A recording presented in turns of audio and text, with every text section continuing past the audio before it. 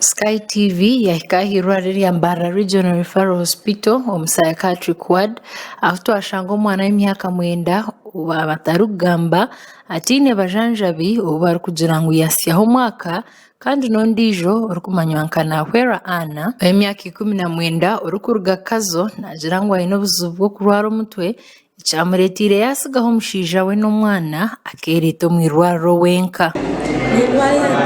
yandahira mu kanya n'umushije wanyashuri namusigaho n'umwana wanjye imyaka 10 nasigaye bibona nazomuka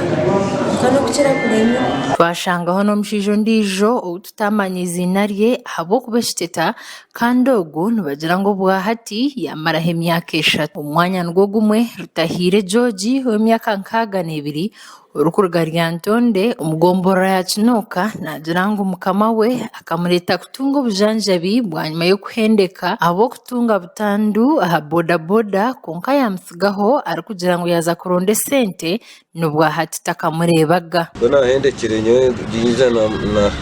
neza bamugamba tumukozi wawe yagwa muhanda z'umutwara hirwara yiza yakiriza yantwara yankize kuno yasitse kona ningira ngo ntwara ryantonde kandi kwandeta mbara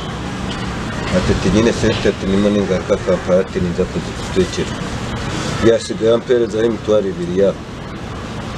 nagamaje ngo umusije atinkamureba kandi mu ward ya neonatal intensive care unit bashobangirire no mwerere w'amezi 2 bwanyuma yo kunagwaho nyina kandi abutwashangaho batshoborero kubyagenzere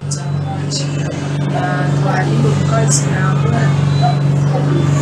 twamanya ngo ubundi yagumayo ngo ubundi just yagenda mukamutabara ngo dukoze sabya ubundi yakwatwaye turamurinda cyane wacha umwana yawe Halson Kagure uri umugambirizi wa Mbarara Regional Referral Hospital yatshobora kubina abantu 10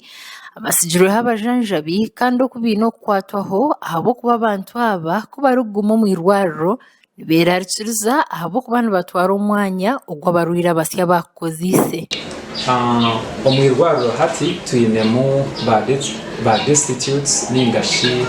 abantu abarwa batine bajanjabi abarukwiki 10 kandi binjo mu rugo bakabizere Christmas ubwo barukunagwaho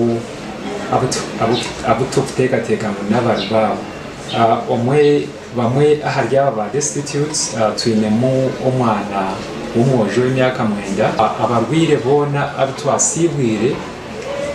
mwine kugaruka wanyu kandi na nimwe abarukureba amakuru agamwaiza kubareba at least mufe yo munonga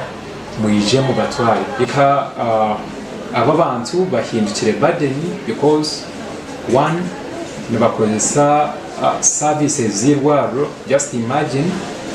abana bantabize tukabaragurira then bakakira konkate bakiriyo mu ward na occupying extanda kandi ubwo ntuba twine fresh patients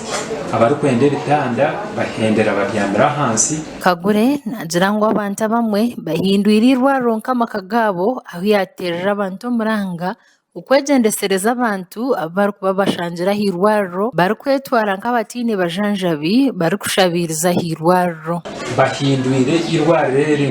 nkeka zawo because twinemu abamu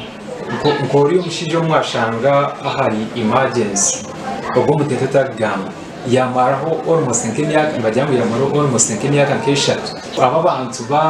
bana baraba mudeni umuntu ukamutege ngaro uko muzerakisa naija kuhendera akwire akwatire iki tugambira abantu eka tu